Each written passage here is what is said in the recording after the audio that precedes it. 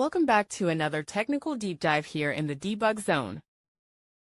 Today we're tackling a big question and breaking it down with insights from other users.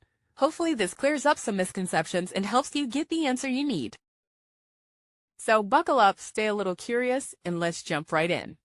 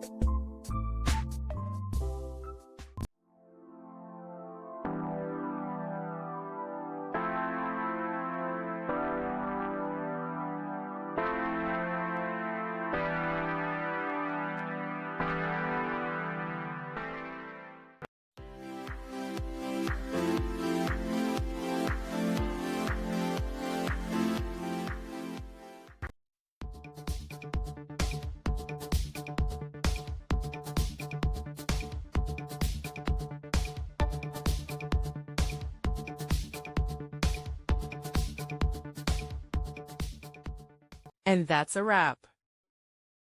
I hope you found the answer you were looking for. If you did, take a second to hit that subscribe button. It really helps out. And let me know in the comments which solution worked best for you. See you next time in the debug zone.